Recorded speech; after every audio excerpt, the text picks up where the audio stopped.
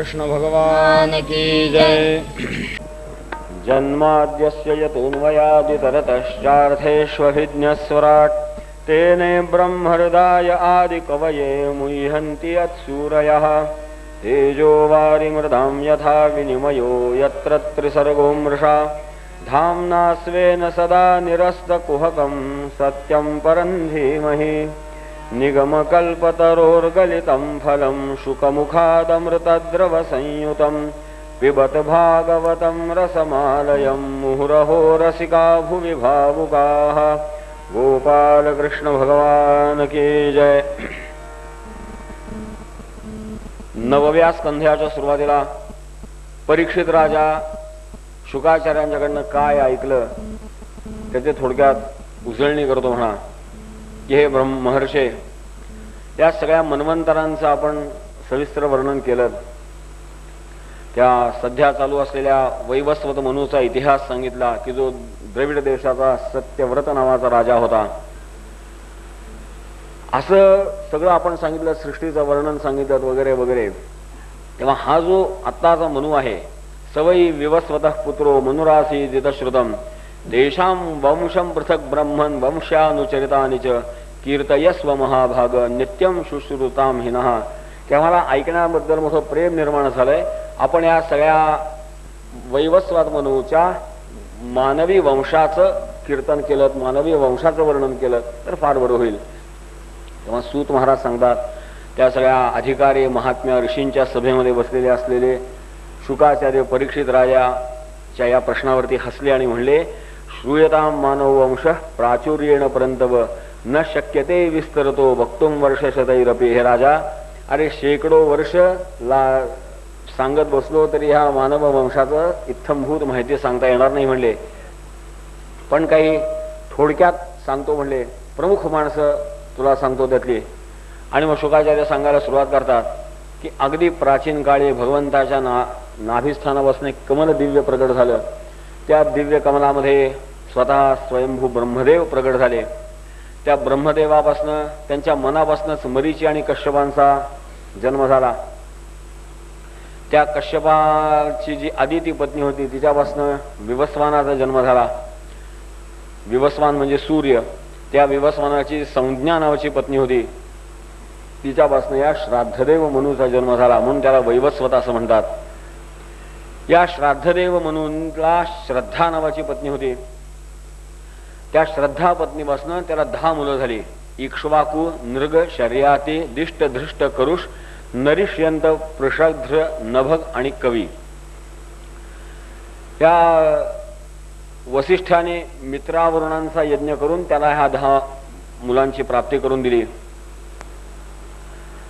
तेव्हा त्यावेळे मनूला मुलगा पाहिजे होता, पण त्याच्या पत्नीला मुलगी पाहिजे होती. आणि म्हणून तिने त्या ब्राह्मणांना जे होते त्यांना सांगितलं की तुम्ही मुली करता आहुती द्या. आणि त्याप्रमाणे त्यांनी मुली करता आहुती दिली. आणि तिथे इला नावाची मुलगी जन्माला आली. मनूला मोठं आश्चर्य वाटलं की संकल्पाच्या विपरीत कसं काय झालं. म्हणून त्यांनी वसिष्ठांना विचारलं की काय गडबड झाली का, चुकलं कुठे. तेव्हा वसिष्ठांनी ते सगळं अंतर्ज्ञानाने जाणलं. ते म्हणले, हे राजा, आपण संकल्प मुलाकरता केला होता, पण तुझ्या बायकोची इच्छा होती मुलगी व्हावी. तेव्हा आमच्या या होत्यांना तिचं म्हणणं ऐकणं भाग पडलं आणि त्यामुळं त्यांनी आहुतीमध्ये मंत्र म्हणण्यामध्ये असा बदल केला. परिणाम ही मुलगी झाली. तरी पण तू काही काळजी करू नकोस म्हणले, मी माझ्या तपस सामर्थ्याने या मुलीचा मुलगा बनवतो. आणि मग वसिष्ठाने आपल्या योग सामर्थ्याच्या जोरावर त्याचा मुलगा केला की ज्याला सुद्युम्न नाव पडलं. एक दिवस हा सुद्युम्न असाच शिकार खेळायला गेलेला होता. तेव्हा तो त्या मेरूच्या पायथ्याशी एका प्रदेशामध्ये गेला आणि तिथं असं चमत्कार घडला. तस्मिन प्रविष्ट एवासौ सुद्युम्न परवीरहा अपश्यत स्त्रियमात्मान मश्वंचडवळवा नृप. की त्या प्रदेशामध्ये तो गेला आणि त्याच्या लक्षात आलं की आपण सगळे स्त्रिया होऊन गेलोय. तो घोडा सुद्धा घोडी झाला होता असं म्हणे. भागवतकार म्हणतात सगळेच स्त्री रूप झाले. मोठं आश्चर्य वाटलं. परीक्षित राजाही म्हणतो की हे ब्रह्मन, त्या जागेमध्ये असा हा विचित्र गुण का आला म्हणले. शुकाचार्य ती कथा सांगतात, अरे प्राचीन काळी एकदा असं झालं की तिथे भगवान शंकर पार्वती असताना त्यांचे स्नान चाललेलं असताना काही ऋषी आले आणि यांचं स्नान चाललेलं पाहून ते निघून गेले. तेव्हा पार्वतीला मोठी लाज वाटली. तेव्हा हे याला काय अर्थ आहे म्हणले. तेव्हा भगवान शंकराने तिच्या समाधानाकरता त्या क्षेत्राला असं वर दिला की जो त्या प्रदेशामध्ये जाईल, एक भगवान शंकर सोडले तर बाकी सगळे स्त्रिया होऊन जातील. तदिदम भगवानाह प्रियाया प्रियकाम्यया स्थानम यः प्रविशेदत सवय योषित भवेदिती. झालं. त्यामुळे त्या सुद्युम्नाची पुन्हा इला नावाची मुलगी झाली. पुढे बुधाबरोबर तिचा विवाह झाला. त्यांच्यापासून त्यांना पुरुरवा नावाचा मुलगा झाला. पुढे ही इला परत प्रवास करत असताना वसिष्ठांची तिची गाठ पडली. वसिष्ठांनी ते सगळं पाहिलं, त्यांना फार मोठं वाईट वाटलं. त्यांनी भगवान शंकराची आराधना केली. भगवान शंकर प्रसन्न झाले. ते म्हणले, हे महर्षे, तुमचाही शब्द मला मोडवत नाही, पण माझाही शब्द तसाच राहील. मग आपण काहीतरी यातनं मार्ग काढू. आणि म्हणून त्यांनी मार्ग असा काढला की जो 1 महिना पुरुष राहील, 1 महिना स्त्री राहील, 1 महिना सुद्युम्न, 1 महिना इला. झालं. त्याप्रमाणे त्याचा राज्यकारभार सुरू झाला. पालयामास जगदे नाभ्यनंदत स्मतम प्रजा. परंतु हे त्याच्या प्रजेला समाधान देऊ शकलं नाही. प्रजेचा तो राजा आवडता होऊ शकला नाही. प्रजेलाही काही पटलं नाही. आणि म्हणून त्यांनी त्याची जी 3 मुलं होती, उत्कल, गय आणि विमल, यांच्याकडे राज्यकारभार सोपवला आणि आपण तपश्चर्येकरता रानामध्ये निघून गेला. दुसरा जो मनुचा एक मुलगा होता, त्याचं नाव होतं पृषध्र. त्याचा एकदा काय झालं, वसिष्ठ ऋषींनी त्याला आपल्या गायींच्या संरक्षणाचं काम दिलं. तेव्हा तो मोठा दक्षतेने गायींचं संरक्षण करायचा. एक दिवस रात्री एक वाघ त्या कळपामध्ये आला. वाघाला पाहिल्यावर मोठा गायींची गडबड उडून गेली. त्यामुळे या राजाला अंधार होता, नीट दिसेना. त्यांनी वाघाच्या अंदाजाने तिथे गेला आणि वाघावरती वार केला. दुर्दैवाने तो वाघाच्या कानाला लागला, त्याचा कान तुटला. पण त्या वेगाने एक गाय मारली गेली. गाय मारली गेल्यावर तो वाघाचा कान घेऊन वसिष्ठ ऋषींच्याकडे गेला. त्यांनी सगळी त्यांना हकीकत सांगितली. वसिष्ठाने सांगितलं, तुझं हे कर्म तुला आता भोगणार आहे, तू आता क्षत्रिय होणार नाहीस, तू शूद्र होऊन जा म्हणले. तेव्हा तो शूद्र झाला. त्याचं त्याला फार वाईट वाटलं. मग त्यांनी तपश्चर्या करून आपले पातक जाण्याकरता मोठी तपश्चर्या केली आणि जंगलामध्ये एक वणवा पेटलेला बघून आपलं आत्मसमर्पण त्याच्यामध्ये केलं आणि तो परमपदाला पोचला. सगळ्यात छोटा जो मनुचा मुलगा होता, त्याचं नाव होतं कवी. तो लहानपणापासूनच विरक्त होता आणि त्याने बालवयातच परमपदाची प्राप्ती केली. विवेश कौशोरो एवा परमगतः. पुढे जो करुष मुलगा होता, त्याच्यापासून कारुष नावाचे क्षत्रिय झाले. धृष्ट नावाचा मुलगा होता, त्याच्यापासून धार्ष्ट्र नावाचे क्षत्रिय झाले. नृग नावाचा जो मुलगा होता, त्याच्यापासून सुमती, त्याच्यापासून भूतज्योती, त्याच्यापासून वसु, प्रतीक, ओघवान. ओघवानाच्या मुलाचे नाव पुन्हा ओघवानच होतं. त्याला ओघवती नावाची एक मुलगी पण होती, की ती सुदर्शनाला दिली. सुदर्शनाबरोबर तिचा विवाह झाला. नरशंताला चित्रसेन, त्याला ऋक्ष, त्याला मेढवान, त्याला कूर्च, पुढे इंद्रसेन, वितिहोत्र, सत्यश्रवा, उरुश्रवा, देवदत्त, अग्निवेश अशी त्यांची संतती झाली. त्या अग्निवेशाला दिष्ट नावाचा मुलगा झाला. दिष्टाला नाभाग नावाचा मुलगा झाला. त्याला भालंदन, त्याला वत्सप्रीती, पुढे प्रांशु, प्रमती, खनित्र, चाक्षुष, विभिंशती, रंभ, खनिनेत्र, करंधम, आविक्षत आणि आविक्षताला मरुत नावाचा मुलगा झाला. त्याला संवर्त ऋषीच्या सहाय्याने फार मोठा प्रचंड यज्ञ केला होता. आपण त्या युधिष्ठिराच्या कथेत ऐकलं होतं की मरुत राजाचा यज्ञातलं धन त्याने आणलं. ते हे यज्ञ होतं की तिथं सगळी भांडी सुद्धा सोन्याची होती. त्यांनी इतकं प्रचंड दानदक्षिणा केली की दिलेल्या ब्राह्मणांना ते नेताही आलं नाही. त्यांनी सगळे तिथंच सोडली. नेता आलं तेवढीच बरोबर घेतली, बाकी सगळं सोनं तिथंच सोडलं. असं मोठा त्याने प्रसिद्ध असा यज्ञ केला होता. त्या मरुत्तला दम नावाचा मुलगा झाला. त्याच्यापासून पुढे राज्यवर्धन, सुधृती, नर, केवल, बंधुमान, वेगवान, बंधू, तृणबिंदू अशी मुलं झाली. त्या तृणबिंदूलाच आलंबुषा अप्सरेकडनं इडविडा नावाची मुलगी झाली की जी त्याने पुलस्त्याच्या मुलाला विश्रवाला दिली आणि तिच्यापासून त्याला कुबेराचा प्राप्ती झाली. कुबेर जन्माला आला. तृणबिंदूला आणखीन 3 मुलं झाली होती, विशाल, शून्यबंधू आणि धूम्रकेतू. त्यात विशाल राजाचा वंश पुढे चालला. त्याला हेमचंद्र, त्याला धूम्राक्ष, त्याला संयम, पुढे त्याला कृशाश्व आणि देवज 2 मुलं झाली. कृशाश्वाला सोमदत्त नावाचा मुलगा होता. सोमदत्ताला सुमती, सुमतीचा जन्मेजय अशी ती वंशावळी सुरू झाली. जो शर्याती होता त्याला एक सुकन्या नावाची मुलगी होती. त्यांची कथा मोठी अशीच विलक्षण आहे म्हणले. एक दिवस हा शर्याती राजा आपल्या राज्याच्या शेजारी असलेल्या चवन ऋषींच्या आश्रमात गेलेला असताना त्या सुकन्येने खेळता खेळता एका वारुळामध्ये 2 दिव्य तेजस्वी ज्योती बघितल्या. मोठ्या कुतूहलाने तिने काडी घेतली आणि त्या ज्योती बाहेर काढण्याचा प्रयत्न केला, पण दुर्दैवाचं त्या ज्योती विझल्या आणि तिथनं रक्ताचा प्रवाह व्हायला लागला. ती घाबरून राज्यात परत गेली. परिणाम असा झाला की त्या सगळ्या राज्यामधल्या लोकांचं मलमूत्र विसर्जन बंद होऊन गेलं. सगळ्यांना फार मोठा त्रास सुरू झाला. तो त्रास सुरू झालेला बघितल्यानंतर त्या राजाच्या लक्षात आलं की आपल्या राज्यात काहीतरी चुकलंय. अप्यभद्रन्न युष्माभिर भार्गवस्य विचेष्टितम व्यक्तम केनापि नस्तस्य कृतमाश्रमदूषणम. त्याने त्या भृगुवंशीय च्यवन ऋषींच्या आश्रमात आपण गेलेलो असताना तुमच्यापैकी कोणी त्या ऋषींचा अपमान तर केला नाही, त्या आश्रमाला बाधा येईल, आश्रमाच्या पवित्रतेचा भंग होईल असं तर काही कोणी केलं नाहीत ना, अशी चौकशी केली. त्यावेळी त्या सुकन्यानी पुढं झाली आणि आपल्या हातनं काय घडलं ते सगळं सविस्तर तिने सांगितलं की माझ्या हातनं असं असं झालं. तेव्हा राजा त्याला घेऊन पुन्हा त्या च्यवन ऋषीच्या आश्रमात आला. त्याने च्यवन ऋषींची प्रार्थना केली. ते समाधीतनं खाली आले, जागं झालं आणि मग त्यांनी क्षमा केली आणि सुकन्येने त्यांचं पत्नी होण्याचं मान्य केलं. ते आंधळे झाले होते. ते म्हणले माझ्यामुळे तुम्ही आंधळे झालात तेव्हा तुम्हाला आता मीच तुमचं सगळी सेवा करीन असं म्हणून ती त्यांची पत्नी झाली.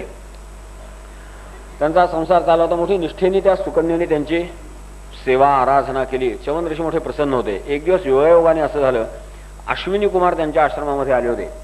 कारण अश्विनी कुमारांना यज्ञामध्ये सोमपानाचा अधिकार नव्हता, कारण ते वैद्य होते आणि धर्मशास्त्राने वैद्याला काहीही करावं लागतं म्हणून पवित्र मानलेलं नव्हतं. तेव्हा त्यांनी या च्यवन ऋषींच्याकडे प्रार्थना केली की आम्हाला सोमपानाचा अधिकार द्या. तेव्हा च्यवन ऋषी म्हणले ठीक आहे देतो, तुम्ही मला तारुण्य द्या. म्हणले माझी पत्नी आहे, तेव्हा आता मी असा वृद्ध तपस्वी राहून चालणार नाही, मला पुन्हा तरुण व्हायला पाहिजे, तुम्ही मला तारुण्य द्या, मी तुम्हाला सोमपानाचा अधिकार देतो.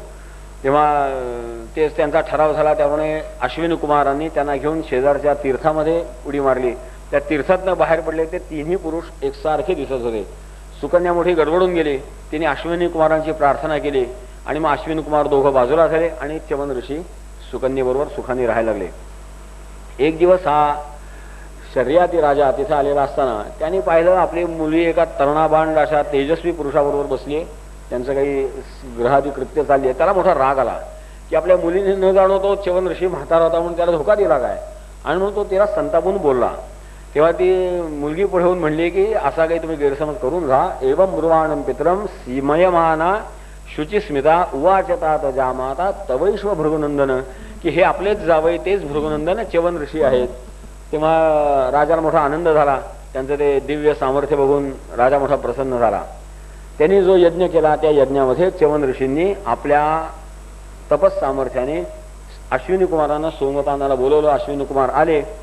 ते आलेलं बघून इंद्राला मोठा राग आला. तेव्हा इंद्राने आपलं वज्र काढलं. वज्र काढून त्याने हात उगारला. च्यवन ऋषींनी आपल्या तपस सामर्थ्याने त्याला तिथं स्तंभित करून टाकला. तेव्हा मोठी अवघड परिस्थिती होऊन गेली. मग सगळ्या लोकपालांनी त्या निर्णयाला अनुमोदन दिलं की आम्ही अश्विनी कुमारांना सोमपानाचा अधिकार देऊ, आणि मग त्या इंद्राला त्यांनी मोकळं केलं. अशा ह्या शर्यतीपासून त्याला 3 मुलं झाली, उत्तान, बर्ही, आनर्त आणि भूरिशेन. त्या आनर्ताचाच रेवत नावाचा मुलगा झाला. त्या रेवताला पुढे ककुद्मी नावाची मुलगी झाली. त्याला एक रेवती नावाची मुलगी होती. हाच बलरामाचा सासरा. ते इतक्या काळानंतर सासरा का झाला तर भागवतकार असं म्हणतात की एक दिवस तो ब्रह्मलोकाला गेला की माझी मुलगी कोणाला देऊ, तिला अनुरूप असा वर तुम्ही सांगा असं म्हणून म्हणाला. तो ब्रह्मलोकाला गेला. त्याचं सामर्थ्य होतं. शुकाचार्य म्हणतात हे राजा त्याचं सामर्थ्य होतं. तो ब्रह्मलोकाला गेला. ब्रह्मदेव काही कामामध्ये होते. 1-2 क्षण उभा राहा म्हणले. तो 2 क्षण उभा राहिला. तेवढ्या वेळामध्ये पृथ्वीमध्ये एवढ्या सगळ्या पुढच्या पिढ्या होऊन गेल्या म्हणे. आणि ब्रह्मदेवाने त्याला सांगितलं की तू आता परत जा, तुझं राज्य वगैरे काही राहिलेलं नाहीये. तेव्हा अमुक अमुक ठिकाणी असं भगवंताचा एक अंशावतार बलराम रूपाने प्रगट झालाय, किंवा मोठा पवित्र कीर्तीचा आहे, त्याला तुझी मुलगी दे आणि तू तपश्चर्येला वनात जा. त्याप्रमाणे तो परत आला. आपली मुलगी त्या बलरामाला दिली. ती कथा पुढे येईल आणि तो बद्रिकाश्रमामध्ये तपश्चर्येला गेला. 4थ्या अध्यायामध्ये शुकाचार्य नाभाग आणि अंबरीश राजाची कथा सांगतात की मनुचा जो नभग नावाचा मुलगा होता त्याच्यापासून त्याला नाभाग नावाचा मुलगा झाला. मोठा विद्वान ब्राह्मण स्वरूपाचा हा मुलगा होता. तर एक दिवस तो तपश्चर्येहून परत आला. तपश्चर्येला गेला होता लहानपणी. त्याला आणखीन काही भाऊ होते.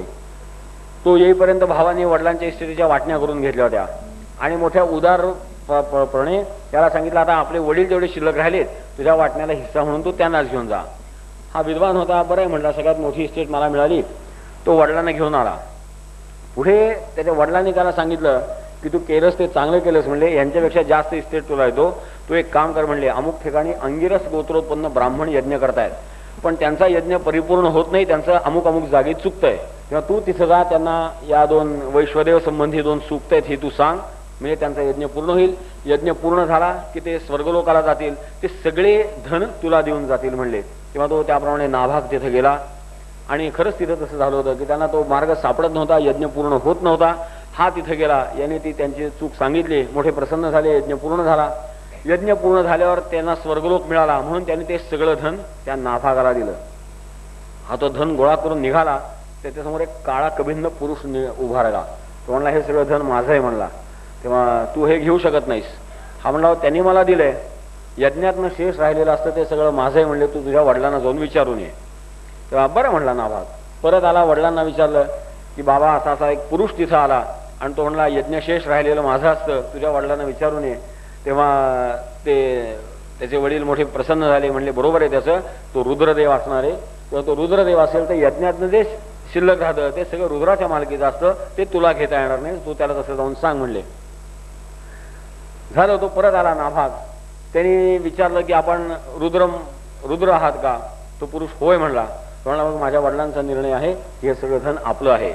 तेव्हा कारण त्या दक्ष प्रजापतीच्या यज्ञामध्ये सगळ्या देवतांनी असं मान्य केलं होतं की यज्ञ करून जे शेष राहील ते सगळं रुद्र भगवंताचं राहील, तेव्हा हे तुमचं आहे, आपण हे घेऊन जा. त्याच्या या सत्यनिष्ठतेने, या त्याच्या धार्मिकतेने रुद्र अत्यंत प्रसन्न झाले. त्याने त्या रुद्राची प्रार्थना केली की माझ्याकडनं अपराध झाला, तुम्हाला मी परत जाऊन येईपर्यंत थांबावं लागलं, तेव्हा मला क्षमा करा. तेव्हा रुद्र त्याच्यावर प्रसन्न झाले. ते म्हणले, गृहाण द्रविडं दत्तम मत्सत्रे परिशेषितम इत्युक्त्वा तन्हितो रुद्रो भगवान सत्यवत्सलः, की हे नाभागा, तुझ्या या धर्मनिष्ठ सत्यप्रियतेवरती मी अत्यंत प्रसन्न झालो, हे तर सगळं धन तू घेच म्हणले, याच्यापेक्षा अधिक विशेष तुला आत्मज्ञानाचं धन मी देतो, असं म्हणून भगवान शंकराने त्याला आत्मज्ञानाचा उपदेश केला आणि कैलास लोकाला निघून गेले. शुकाचार्य सांगतात, या नाभाग आणि त्याचे जो मुलगा झाला अंबरीश, हे दोघेही अत्यंत भगवंताचे धर्मात्मा होते. इतके धर्मात्मा होते की त्यांचं चरित्र जे ऐकतील त्यांचं मोठं कल्याण होईल. त्यावेळी तो परीक्षित राजा म्हणतो की हे भगवान श्रोतुमिच्छामि राजर्षेस तस्य धीमतः या ना प्राभूत यस्य निर्मुक्तो ब्रह्मदंडो दुरत्यः. मला त्या अंबरीश राजाची कथा मला सविस्तर सांगा. त्यावेळी शुकाचार्य त्यांना सविस्तर कथा सांगतात.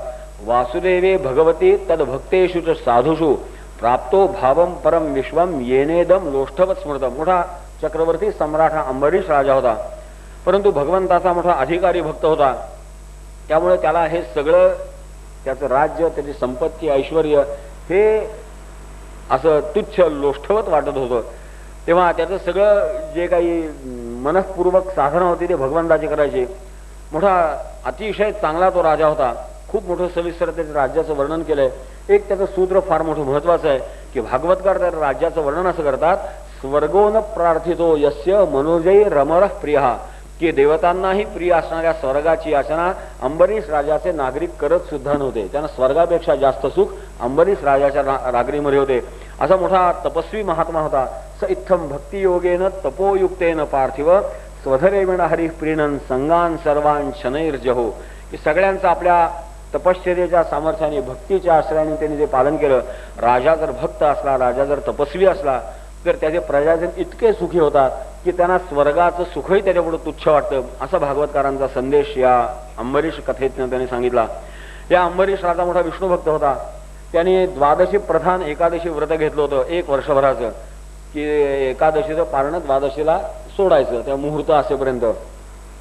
आणि असं त्याचं व्रत पूर्ण होत आलं होतं. आणि आता कार्तिक महिन्यामध्ये व्रत पूर्ण करायचं. एकदा असं झालं, व्रतांते कार्तिके मासी त्रिरात्रम समुपोषितः, आणि म्हणून 3 दिवस त्याने उपास केला. दशमीपासून उपाशी राहिला राजा. आणि द्वादशीला आता पारणा करायची. मोठ्या ब्राह्मणांची दानं वगैरे सगळी देऊन झाली आणि आता पानं घ्यायची. तर तस्य तरी हती ते साक्षात दुर्वासा भगवान भूत. तिथं दुर्वासा ऋषी आले. आता मोठा तपस्वी अधिकारी महात्मा आला म्हणल्यावर ह्याने ते सगळी पंगत थांबवली. आता थांबा म्हणले, पानं घेऊ नका. दुर्वास ऋषींचं स्वागत केलं, त्यांची पाद्यपूजा केली. महाराज म्हणले, मोठ्या आमच्या भाग्याने आपण आज इथे आलात, तेव्हा आपणही आमच्याबरोबर पंगतीला बसावं, आपल्या भोजनाचा लाभ आम्हाला मिळावा. दुर्वास म्हणले ठीक आहे, काही हरकत नाही, मी माझं नित्यकर्म करून येतो. आणि म्हणून ते नदीला गेले. नदीला गेले आणि ते तिकडेच बसले. आता राजा मोठा पेचात पडला. एकीकडे दुर्वास ऋषींना बोलवले, ते येतो म्हणले. ते येण्यापूर्वी जेवण करणं प्रशस्त नाही. बरं, द्वादशीच्या आत पारणा नाही केली तर व्रत मोडतं, त्यामुळे जेवलं तर पाहिजे. काय करायचं, मोठं धर्मसंकट निर्माण झालं. तेव्हा त्याच्याबरोबर ब्राह्मण मोठे विद्वान होते. ते म्हणले, राजा असं आहे म्हणले, जलाचं असं महात्म्य सांगितलंय की प्राहुर भक्षणम विप्रा यशितम नाशितंच तत्, की पाणी जर घेतलं, भगवंताचं चरणोदक जर घेतलं तर ते म्हटलं तर जेवण केलेलं आहे आणि म्हटलं तर जेवल्यासारखं होत नाही. तेव्हा तू भगवंताच्या चरणोदकाचं प्राशन कर. आणि म्हणून राजाने द्वादशी टळू नये म्हणून भगवंताचं चरणोदक घेतलं, एक आचमन पाणी प्यायला. त्यांनी आचमन पाणी प्यायला द्वादशी टळली की दुर्वास आले. एक क्षण झाला नाही तर दुर्वास आले. त्यांच्या लक्षात आलं की राजाने द्वादशी सोडली, म्हणले पारणा केली, मी येत असताना सुद्धा तू का केलंस. म्हणून त्यांनी मोठा संतापाने आपली जटा काढली, ती अशी झटकली की त्याच्यावर महाभयानक कृत्या निर्माण झाली. अति प्रचंड अकराळ विकराळ असलेली ती कृत्या अंबरीश राजाच्या अंगावर धावून घ्यायला लागली. पण त्यांना माहित नव्हतं अंबरीश भगवंताचा मोठा भक्त आहे. त्याचं संरक्षण स्वतः भगवंताचं सुदर्शन चक्र करत होतं. आणि त्याचा परिणाम असा झाला, प्रादिष्टम भृत्य रक्षायाम पुरुषेण महात्मना ददाह कृत्यांतां चक्रम क्रुद्धाही विव पावक, की आगीमध्ये एखादा किडा जसा जावा तसं त्या अंबरीशावरती कृत्य आलेले कधीच जळून गेले. त्या दुर्वासाला कळलंच नाही. त्याला दिसलं तेवढंच ते अतिदीप्त असं तेजस्वी चक्र आपल्याकडे येत आहे. आणि दुर्दर्भो भीतो, तो घाबरले दुर्वास ऋषी आणि पळायला लागले त्या चक्रापासून वाचण्याकरता.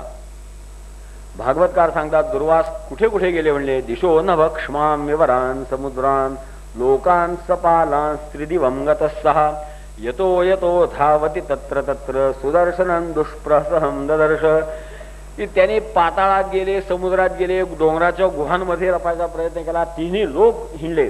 सुदर्शन चक्राने त्यांचा पाठलाग सोडला नाही. ते जातील तिथं मागं त्यांचं सुदर्शन चक्र येतच आहे. पुढे घाबरून गेले, ब्रह्मलोकाला गेले, ब्रह्मदेवाकडे त्याची प्रार्थना केली की देवा मला वाचवा ह्याच्यापासून. ब्रह्मदेव म्हणले, अरे आम्ही याच्या अंशमात्र सामर्थ्याने निर्माण झालो, त्यातच सुदर्शन चक्र आवरण्याचं सामर्थ्य माझं नाही व्हा म्हणले, तू काही कर. ब्रह्मदेवाने असमर्थता प्रगट केली, कैलासाला गेला. भगवान शंकरांच्याकडे गेला, महाराज वाचवा म्हणले मला. रुद्र म्हणले, हे अशक्य म्हणले. तस्य विश्वेश्वरस्येदं शस्त्रम दुर्विषहं हिनः तमेव शरणम याहि हरिस्तेषं विधास्यति. तेव्हा सुदर्शन चक्र हे मीही थांबवू शकत नाही म्हणले, मोठं दिव्य चक्र आहे ते. तेव्हा तू भगवान विष्णूच्याच शरण जा, त्यांनीच काय मनात आणलं तर बघ म्हणले, माझ्या त्याने हे सुदर्शन चक्र थांबवणं शक्य नाही. झालं, विष्णू लोकाला गेले तर ते चक्र जवळजवळ यायला लागलं होतं. आणखीन त्याचा दाह जाणवायला लागला होता. असे त्या चक्राच्या दाहाला अजून घाबरून वेगाने पळत आहेत. वैकुंठ लोकाला आले, भगवान विष्णूला शरण गेले. भगवंता वाचवा म्हणले. भगवान म्हणले, दुर्वासा काही उपयोग नाही म्हणले. अहम भक्त पराधीनो ह्य स्वतंत्र इव द्विजा साधुवीर ग्रस्त हृदयो भक्तैर भक्तजन प्रिय, की मी बाबा भक्तीमध्ये बांधला गेलोय, माझ्यापेक्षा अधिकारी माझे भक्त आहेत. तेव्हा हे भक्ताच्या रक्षणाकरता झालेलं प्रकरण आहे. मी काही सुदर्शन चक्र तुमच्यावर सोडलं नाही, तेव्हा तुम्ही माझ्या पाया पडून काही उपयोग व्हायचा नाही. तुम्ही चटकन जाण त्या अंबरीशाचेच पाय धरा. त्याचे पाय धरले तरच बरं आहे. झालं, ते वैकुंठ लोकाला येईपर्यंत चक्र थोडं बाहेर थांबलं होतं म्हणे. आणि ते आलं की आणखीन जवळ आलं. ते जणू आता पेटायची पाळी आली दुर्वासाची. तेव्हा प्रचंड वेगाने धावत ते अंबरीश राजाकडे आले. आणि अंबरीशाला कळण्यापूर्वी त्याचे दोन्ही पाय धरून दुर्वासाची प्रार्थना करतात. माझं चुकलं म्हणले. शुकाचार्य म्हणतात, अंबरीश मुपावृत्य तत्पादो दुःखितो ग्रहित. अंबरीश राजा चटकन 2 पावलं मागं सरकला. त्याच्या लक्षात आलं काय ते. त्याने मोठ्या प्रेमाने सुदर्शन चक्राला हात जोडले. त्याची मोठी सुंदर प्रार्थना केली. त्वमग्निर भगवान सूर्यस्त्वं सोमो ज्योतिषांपतिः त्वमापस्त्वं क्षितिर्व्योम वायुर्मात्रेंद्रियाणीची मोठी सविस्तर प्रार्थना आहे की सुदर्शन चक्राचं दाहकत्व कसं आहे, ते दिव्यत्व कसं आहे, ते भक्तांच्या संरक्षणाकरता कसं आहे, वगैरे सुंदर प्रार्थना आहे. आणि शेवटी प्रार्थना केली की हे चक्ररूप भगवान नारायणा यदिनो भगवन् प्रीतः एकः सर्वगुणाश्रयः सर्वभूतात्मभावेन द्विजो भवतु विज्वरः, की भगवान तुम्ही जर माझ्यावर खरंच प्रसन्न असेल तर या ब्राह्मणाला क्षमा करा, या ब्राह्मणाला असा त्रास होऊ नये आपल्यापासून. अशी भगवंता त्या सुदर्शन चक्राची प्रार्थना केल्यावर शुकाचार्य सांगणार, हे राजा इति संस्तुतवतो राजा विष्णू चक्र सुदर्शनम अशाम्यत सर्वतो विप्रम प्रहदत राजयाचिया. त्या राजाची प्रार्थना मोठ्या सहर्ष स्वीकार करून सुदर्शन चक्र आपल्या ठिकाणी शांत झालं. दुर्वास ऋषींना मोठं समाधान झालं आणि दुर्वास मोठ्या प्रेमाने म्हणतात की किती माझं धन्य भाग्य आहे. अहो आनंददासाना महत्वम दुष्ट मध्यमे कृतागसोपी यद्राजन मंगलानी समीहसे,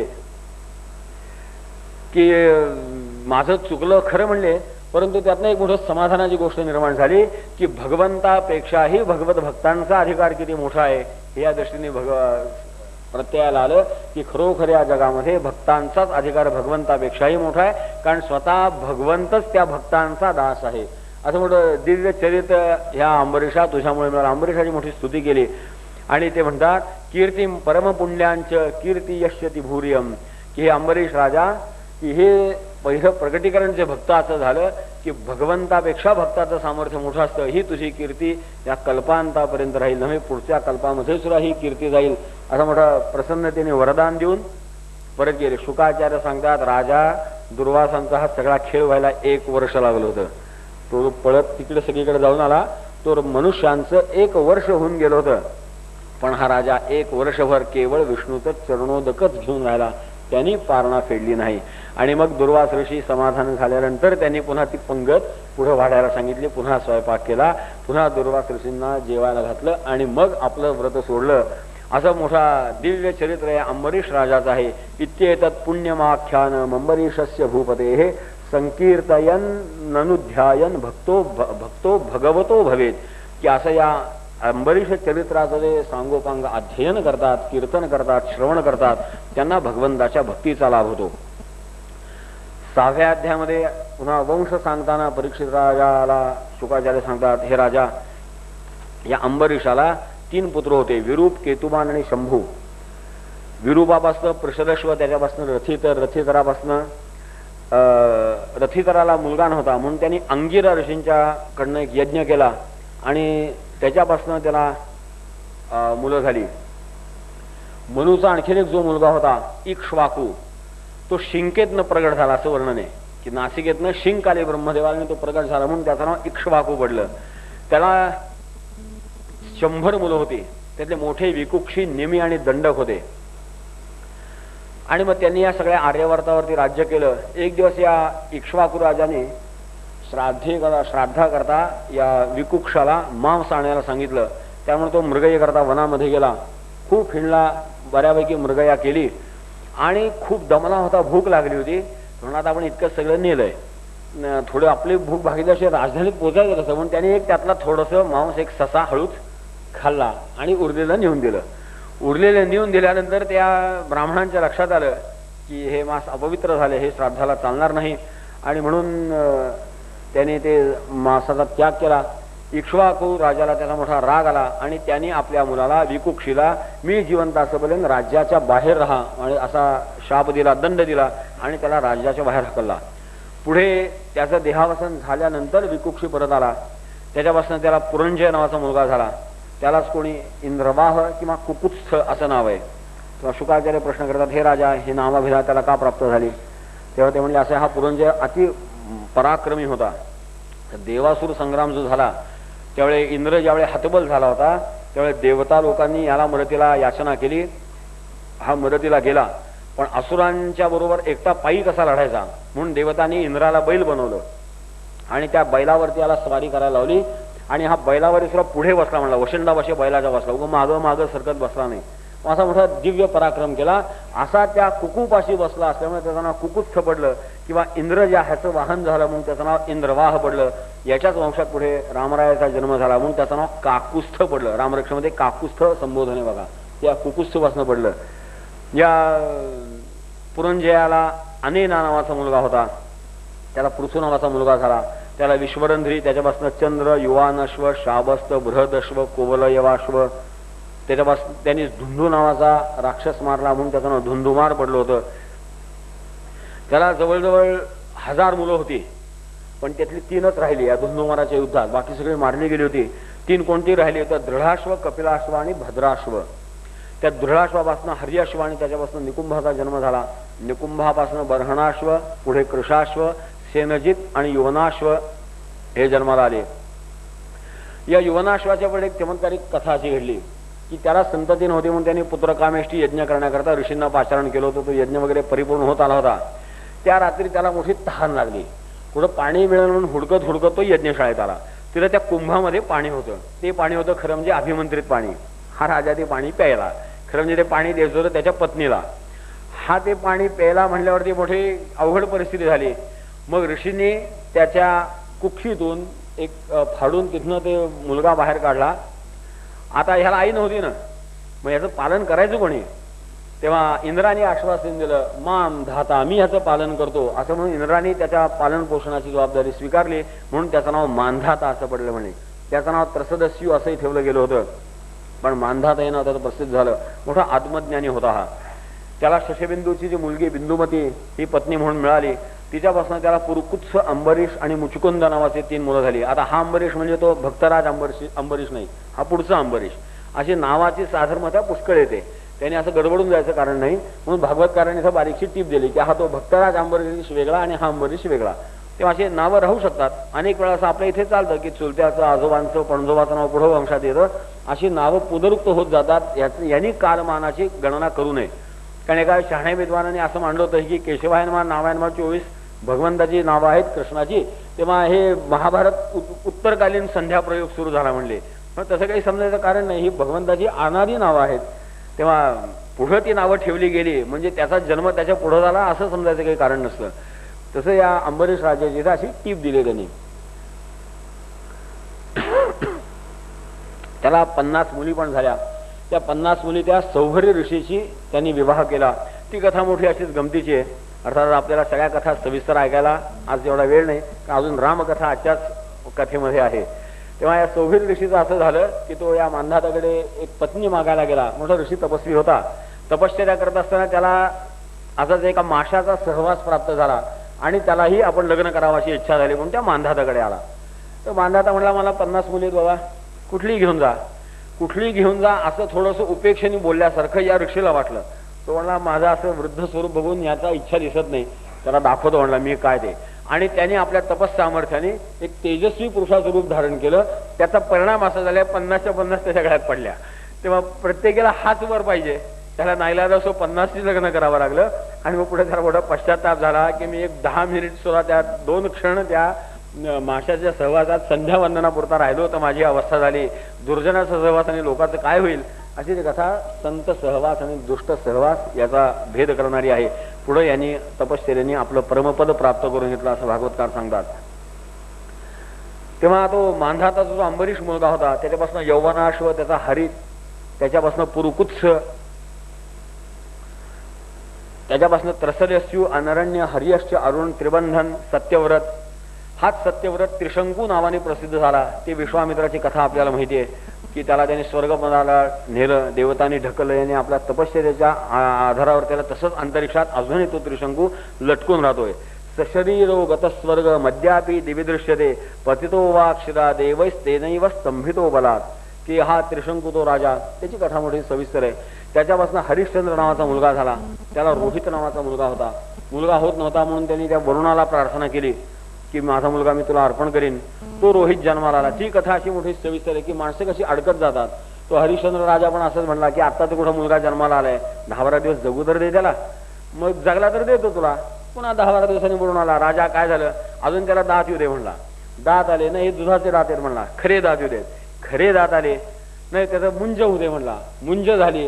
असं करत करत टाळायला सुरुवात केली. तो मुलगा मोठा होत गेला होता. त्याला ते कळलं. हा म्हणला तुझा पळून. तो गेला वनामध्ये निघून गेला. मग इकडे त्या राजाला वरुणाच्या शापाने जलोदराचा रोग झाला. तेव्हा तो पुन्हा मुलगा परत निघाला. तेव्हा त्याला इंद्राने अडवलं, आत्ताच जाऊ नकोस म्हणले, तिथं भानगड होईल. असं 6 वर्ष त्याला थांबवलं. शेवटी त्यांनी इंद्राच्या प्रेरणेप्रमाणे आजीगर्तापासून शुनशेप नावाचा एक मुलगा विकत घेतला की जो वरुणाला आपल्या बदल्यात देता येईल. त्याची कथा पुढे सविस्तर पुन्हा येईल म्हणले. तेव्हा त्यावेळी तुला सांगतो अशा पद्धतीने हरिश्चंद्र राजाही पुढे तपश्चर्या करून आपल्या परमपदाला प्राप्त करून घेतला झाला. त्या रोहितापासून हरित नावाचा मुलगा झाला. हरिताला चंप, त्याच्या पुढे सुदेव, विजय, भरूक, वृक, बाहुक, और्व. त्या बाहुकाने पुत्र नव्हता म्हणून आपल्या और्व नावाच्या ऋषीच्या आश्रयाने यज्ञ केला आणि त्या यज्ञामध्ये या पुत्र संतान प्राप्त व्हायचा प्रसंग आला. परंतु बाकीच्या ज्या सवती होत्या त्यांनी त्याला मुलगा होऊ नये म्हणून विष दिलं. परंतु या औरव ऋषींनी आपल्या सामर्थ्याने त्या मुलाला विषाचा त्रास होऊ दिला नाही आणि त्याच्या जन्माबरोबर ते विषही बाहेर पडलं पुन्हा. आणि म्हणून तो गर म्हणजे विष त्याच्या सकट जन्माला आला म्हणून त्याचं नाव सगर असं पडलं म्हणले. हा मोठा पराक्रमी राजा होऊन गेला. पृथ्वीवरती याचं राज्य झालं. याचा अश्वमेध यज्ञ परिपूर्ण होऊ नये म्हणून इंद्राने तो घोडा चोरला आणि कपिल मुनी जे भारताच्या ईशान्य पूर्वोत्तर दिशेला तपश्चर्या करत बसले होते तिथं नेऊन ठेवून दिला. आता जो ब्रह्मदेश आहे त्याच्या तिथं आसपास आहे. ब्रह्मदेश आणि भारताच्या मध्ये जी अशी जागा आहे तिथं तो कपिल मुनीचा आश्रम होता. तिथं घोडा बांधून ठेवला. या सगराची मुलं गेली. त्यांनी तो घोडा तिथं बघितला आणि कपिल मुनी ध्यानस्थ बसले होते. यांना वाटलं हा ढोंग करून बसलाय, आमचा घोडा चोरून आणला. त्यांनी आश्रम उद्ध्वस्त करायला सुरुवात केली. ते पाहून कपिल मुनींनी रागावून डोळे उघडले.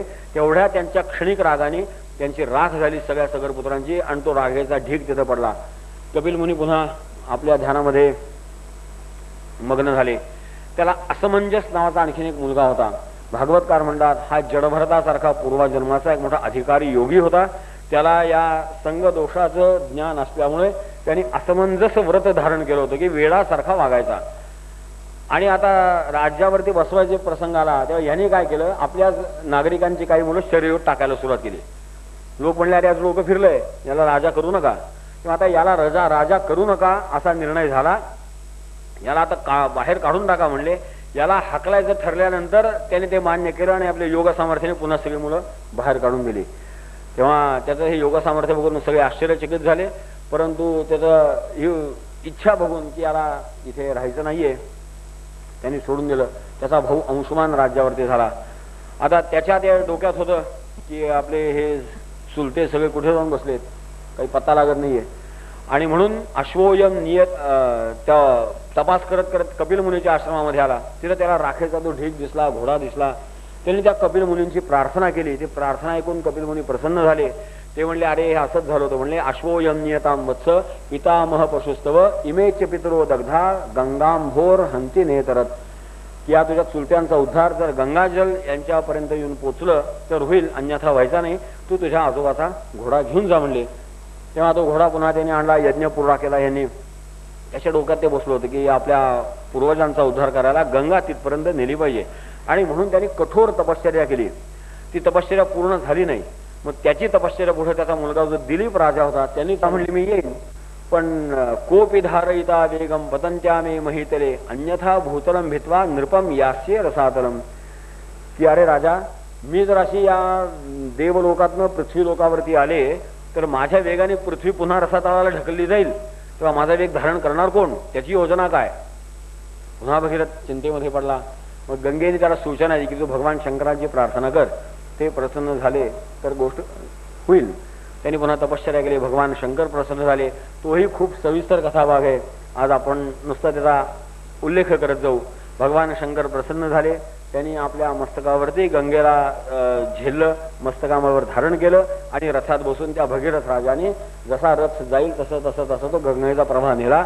अशा पद्धतीने त्यांनी सगरात्मजा दिवम जगमुख केवलम देह भस्मभी की त्या गंगेचा प्रवाह तिथपर्यंत येऊन पोचला. ज्याला गंगासागर संगम म्हणतात. तिथं कपिल मुनीचा आश्रम होता. तिथं त्या राखेच्या ढिगाला गंगेचा स्पर्श झाला. ते दिव्य पुरुष होऊन आपल्या आपल्या स्थानी निघून गेले. तेव्हा भागवतकार म्हणतात बघा त्या गंगेचं सामर्थ्य किती. 2 पिढ्यापूर्वीपासून राखून पडलेल्या त्या राखेला जर गंगाजलाचा स्पर्श झाला तर ते त्यांचा उद्धार होतो. असं या भगवंताच्या चरणकमलावरून वाहायलेल्या ह्या पाण्याचं मोठं सामर्थ्य. भस्मीभूतांग संगेन स्वर्याता सगरात्मजा किम पुनः श्रद्धया देवी ये सेवंते धृतव्रतः. म्हणजे गंगेची उपासना करतील त्यांना फळ मिळेल याच्यात काय आश्चर्य म्हणले. तेव्हा तिथपासून पुढे गंगेची भक्ती या समाजामध्ये प्रगट झाली की गंगेचं सामर्थ्य काय आहे. आपण त्याचाही थोडासा उल्लेख केला. अनेक वेळा असा उल्लेख येतो गंगेचा. म्हणजे मोठी देव नदी आपल्या इथं मानली, अतिशय पवित्र, सगळ्या नद्यांमध्ये अत्यंत श्रेष्ठ. जगन्नाथ पंडिताची गंगा लहरी सगळं त्या गंगेचंच महात्म्य वर्णन करणारी आहे. तर अर्थात अलौकिक गंगेचा प्रवाह या भारतवर्षामध्ये प्रवाहित झाला, ज्याच्या आश्रयाने या भूमीला अत्यंत पवित्रपणा आला की देवलोकही या भूमीचं गुणगान करतात. या भगीरथाचा श्रुत नावाचा मुलगा होता. श्रुतापासून पुढे नाभ नावाचा मुलगा झाला. अर्थात हाही पुन्हा माग उल्लेख केलेला नाभ नाही. त्याचा पुढे सिंधुद्वीप, त्याला आयतायू, ऋतुपर्ण हा ऋतुपर्ण राजा नलाचा मोठा मित्र होता, की हा नल राजा जो होता नल दमयंतीपैकी, तर तो त्या द्यूतामध्ये हरला होता. तेव्हा या ऋतुपर्ण राजाने त्याला अक्षविद्या दिली आणि नलाकडनं अश्वविद्या शिकली. असं ते नलराजा चरित्र जे धौम्य ऋषींनी युधिष्ठिराला वनवासामध्ये गेलेलं असताना सांगितलं, की युधिष्ठिराला आता पुन्हा जुगारामध्ये हरला होता, त्याला ती अक्षविद्या शिकवण्याकरता नलचरित्र सांगितलं होतं. तिथे हे नलचरित्रात हा जो ऋतुपर्ण राजा होता हा त्या अक्षविद्येमधला फार मोठा जाणकार होता. ती कथा युधिष्ठिराला सांगितली. तो हा ऋतुपर्ण राजा म्हणले. त्याला पुढे सर्वकाम मुलगा झाला. सर्वकामाचा सुदास, त्याचा सौदास, यालाच पुढे कल्मषपाद असे नामाभिधान पडलं. त्याला वसिष्ठाचा शाप लागला म्हणले. तेव्हा परीक्षित राजा म्हणले असं काय घडलं ह्याच्यातनं? ते म्हणले त्याच्या हातनं तसं काही घडलं नव्हतं. त्यांनी काय केलं होतं, एकदा रानामध्ये गेला असताना त्याला एक राक्षस भेटला, त्यांचं युद्ध झालं, त्याच्यात तो राक्षसाला त्यांनी मारलं. त्या राक्षसाचा भाऊ याचा सूड काढण्याकरता टपला होता आणि त्यांनी सूड काय काढला तर ज्यावेळे या सौदासाकडे वसिष्ठ ऋषी आले असताना त्या राक्षसाचा भाऊ आचार्याच्या वेशाने त्याच्या स्वयंपाकघरात शिरलेला होता आणि त्यांनी वसिष्ठाला नरमांस खायला वाढलं. ते वसिष्ठाला कळल्यावर त्यांनी या राजाला शाप दिला. रावणाचे पूर्वचरित्र असंच सांगितलंय की त्याला तो शाप मिळाला होता आणि मग तो रावण म्हणून जन्माला आला. तेव्हा तो शाप मिळाला. आता शाप मिळाला म्हणल्यावरती राजालाही राग आला. माझं काय चुकलं होतं म्हणला, मी त्या राक्षसाला मारलं, तो आता माझ्या स्वयंपाकात शिरला, त्यांनी नरमांस घातलं, माझंच दोष काय म्हणून त्यांनी वसिष्ठाला शाप द्यायला हातात पाणी घेतलं होतं. पण त्याची बायको मोठी शहाणी होती, ती मध्ये पडली की धर्म हा असाच आहे म्हणले, आपल्या अकलेने चालतो तो धर्म नाही, जो तुमच्या अनुचरांचा तुमच्या सेवकांचा दोष आहे हा तुमचाच दोष आहे, तुम्ही त्यांचे स्वामी आहात. त्यामुळे शिष्यापराधे गुरुवर दंडा म्हणतात तसं की शिष्याची चूक गुरुला भोगावी लागते. तसं या दास आहे तुमचा, तुमच्या दास रूपाने आला, तुम्ही त्यावेळेस सावध का नाही राहिलात की हा आपला दास दिसत नाही, हा आला कोण, किंवा तुम्ही गाफील राहिलात, हेच तुमचं चुकलं म्हणले. त्याला ते पटलं आणि त्याने ते पाणी आपल्याच पायावरती सोडलं, तेव्हा त्याचे पाय दगडासारखे झाले, त्याचं नाव कल्मषपाद पडलं. मग तो वसिष्ठाच्या शापाने राक्षस झाला आणि मग पुढे त्याने 12 वर्ष तो शाप भोगला. त्याची सद्गतीचा कथा वर्णन केलाय. त्याच्यापासून पुढे मुलगा झाला नाही म्हणले आणि म्हणून त्याची जी पत्नी होती तिने नियोगाने पुत्र जन्माला आला. तो जन्माला येना म्हणून अश्माच्या आघाताने, एका अश्मना प्रकारच्या दगडाच्या आघाताने त्याचा जन्म करायला लागला, म्हणून त्याचं नाव अश्मक पडलं. आणि त्याला मूलक असंही नामाभिधान पडलं. म्हणजे याचं कारण असं, परशुरामाने ज्यावेळी निक्षत्रिय पृथ्वी केली त्यावेळी याला लपवून ठेवला सगळ्यांनी, तो गर्भामध्ये लपवून राहिला म्हणून तो जन्म झाला नाही. आणि त्या बायकांनी त्याला सांभाळल्यामुळे त्याचं नारी कवच असे नाव पडलं. आणि मग त्याच्यापासून पुन्हा पुढचा क्षत्रिय धर्म सुरू झाला. त्याच्यापासून दशरथ नावाचा एक मुलगा झाला, त्याला ऐडवीड, त्याच्यापासून विश्वसह, आणि त्या विश्वसहला खटवांग नावाचा मुलगा झाला. या खटवांग राजाची कथा आपण अगदी सुरुवातीला ऐकली होती की ज्याने देवयुद्धामध्ये मोठा पराक्रम केला. आयुष्य किती विचारलं, 2 घडी आयुष्य सांगितल्यानंतर त्यांनी 2 घडीमध्ये भक्तीमध्ये मन एकाग्र केलं आणि आपला उद्धार करून घेतला. त्या खटवांग राजाला दीर्घबाहू नावाचा मुलगा झाला. या दीर्घबाहूला रघु मुलगा झाला की ज्याचा वंश रघुवंश म्हणून प्रसिद्ध झाला. त्या रघुपासून आजला दशरथ मुलगा झाला आणि दशरथापासून भगवंतानी राम, लक्ष्मण, भरत, शत्रुघ्न अशा 4 रूपांनी अवतार धारण करून रामचरित्र गायन केलं. हे परीक्षित राजा, तू रामकथा सविस्तर ऐकली ते सुनले. श्रुतम हे वर्णितम भूरी त्वया सीतापतेर मुहुः, की रामचरित्र मोठं आगाध आहे. तेव्हा कृष्णचरित्र तसं मोठं आगाध आहे, तसं रामचरित्रही मोठं आगाध आहे. तेव्हा ते सविस्तर सांगणं म्हणजे पुन्हा 1 महिनाभराचा कार्यक्रम होऊ शकतो, इतकं मोठं दिव्य चरित्र आहे. परंतु ते थोडक्यात तुला सांगतो म्हणले. आणि म्हणून परीक्षित राजाने रामचरित्र सांगितलं. तत्पूर्वी आपण रामनाम स्मरण करू. श्रीराम जय राम जय जय.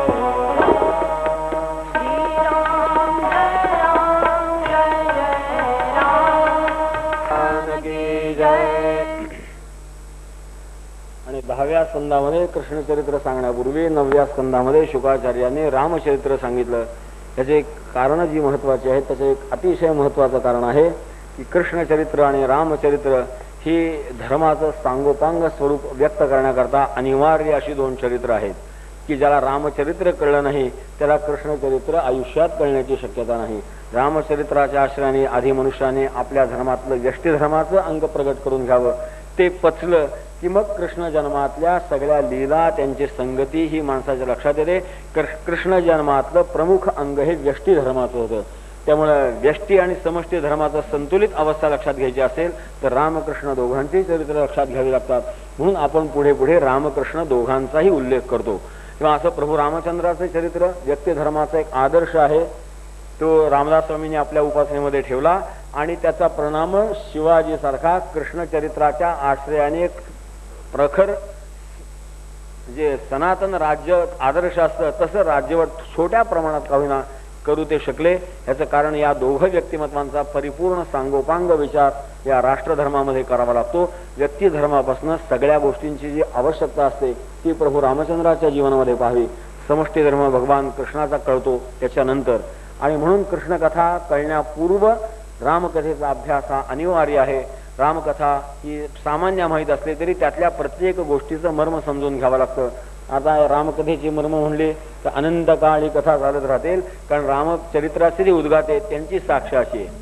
तिथं तुलसी रामायणामध्ये असंच आहे की असं ते रामचरित्र भृगु ऋषी या ऋषींना सांगतात की मी हे असं काकभुषुंडीकडनं ऐकलं की ज्याने ते गरुडाला सांगितलं होतं काकभुषुंडी असतो, मी असं शंकर पार्वतीच्या संवादातून ऐकलं. असं ते मोठं अद्भुत चरित्र आहे, खूप सविस्तर, खूप त्याच्यामध्ये रहस्यमय गोष्टी आहेत. सामान्य चरित्र आहे पण ते आपल्या डोळ्यासमोर ठेवावं, त्यातनं आपल्या कुवतीप्रमाणे माणसाने धर्म अधर्म समजावून घ्यावा, प्रभू रामचंद्रांचं व्यक्तिमत्व समजावून घ्यावं, ते लीला चरित्र कसं घडलं तेही समजून घ्यावं, ज्याचा उपयोग कृष्ण चरित्र समजून घेण्याकरता होतो. आणि म्हणून शुकाचार्य परीक्षित राजाला रामकथा सांगतात. हे म्हणले राजा, दशरथाच्या पोटी या रामचंद्र भगवंताचा जन्म झाला. दशरथाचा रूपकात्मक उल्लेख असा आहे की 10 जो स्वामी आहे, दशेंद्रियांचा जो स्वामी आहे तो दशरथ आहे. आणि असं इंद्रिय वृत्तींवरती काबा मिळवला की मग भगवंताचा पिता होण्याचंही भाग्य लाभू शकतं. असा राजर्षी दशरथाच्या पोटी 4 भगवंताचे अवतार झाले. पुढे बालपणीच त्याने विश्वामित्रांच्या यज्ञाचं संरक्षण केलं की ज्यावेळेस त्यांनी मारीचादी त्राटिकादी राक्षसांचा वध केला. पुढं सीता स्वयंवराला गेले म्हणले तेव्हा मोठं ते भगवान शंकरांचं धनुष्य होतं की मोठ्या मोठ्या बलशाली लोकांना ओढून आणता येणं अशक्य होतं.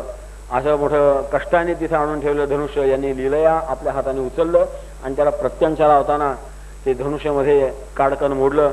पुढे सीता ही लक्ष्मीचीच अंशावतार होती, ती जनक राजाच्या घरी जन्माला आली होती. त्या जनकाचं वर्णन पुढे आहे. तेव्हा कितवा जनक होता ते जनकाचंही वर्णन आहे. तेव्हा त्याच्या ठिकाणी साक्षात लक्ष्मी आली होती, त्यांचा विवाह झाला. पुढे तिथे त्यांची परशुरामाची गाठ पडली. त्यांचं मोठं तिथं सुंदर संवाद झाला म्हणले राजा. त्या संवादातनं परशुरामही समाधानी झाले आणि त्यांनी रामचंद्रांच्या ठिकाणी आपल्या सगळ्या शक्ती दिल्या आणि आपण तपश्चर्येला गेले, जे पुन्हा महाभारत कालामध्येच प्रगट झाले. तेव्हा त्या अशा प्रभू रामचंद्रांनी अयोध्येमध्ये आल्यानंतर सगळ्यांनी त्यांना राज्याभिषेक करायचं ठरलं. परंतु त्या कैकेयीच्या हट्टाकरता दशरथाला रामचंद्राला वनवासात जा असं म्हणावं लागलं. तेव्हा त्याच्या तोंडून तसं वदवे ना, कैकेयीनेच ते सांगितलं. वडिलांची आज्ञा मानून रामचंद्र 14 वर्षाकरता वनवास स्वीकारून बाहेर पडले. त्यांच्या पाठोपाठ सीता बाहेर पडली, त्यांच्या पाठोपाठ लक्ष्मणही बाहेर पडला. असे ते राम सीता लक्ष्मण वनवासामध्ये गेले. अयोध्यावासियांचा मोठा तो शोक झाला. त्यांनी ती गंगेच्या काठापर्यंत शरयूपर्यंत त्यांना सोबत केली. पुढे गंगा नदी ओलांडून दक्षिण दिशेला राम सीता लक्ष्मण हे तिघे प्रवास करत निघाले. तो मोठा सविस्तर कथा भाग आहे म्हणले. पुढे चित्रकूटावर राहत असताना ते शूर्पणखेचं प्रकरण झालं. म्हणजे शूर्पणखा रामचंद्रावर भाळली होती, मग त्यांनी ते लक्ष्मणाकडे पाठवली वगैरे. ते सगळे चरित्र आपल्याला माहिती आहे. तिला विद्रूप केली. तिचे खरदूषण त्रिशीर इत्यादी सगळे भाऊ होते, त्यांचं आक्रमण झालं. रामचंद्राने ते परतवलं. तिने रावणाचे कान भरले आणि मग त्या मरीच ऋषी होता खरा हा, पण त्याच्यावरती आपत्ती अशी आली. तो म्हणला असं आहे की हा रावण मोठा हेकट आहे म्हणले, तेव्हा त्याचं काम करावं लागतंय. म्हणला काय होईल याचं, रावणाचं काम केलं तर राम मारणार आहे आपल्याला आणि नाही केलं तर रावण मारणार आहे. तेव्हा रावणाच्या हातनं मारायच्यापेक्षा रामाच्या हातनं मेलेलं बरं म्हणलं, जीवनाचं कल्याण सुरू होईल. आणि म्हणून त्याने त्या हरणाचं सोंग घेतलं.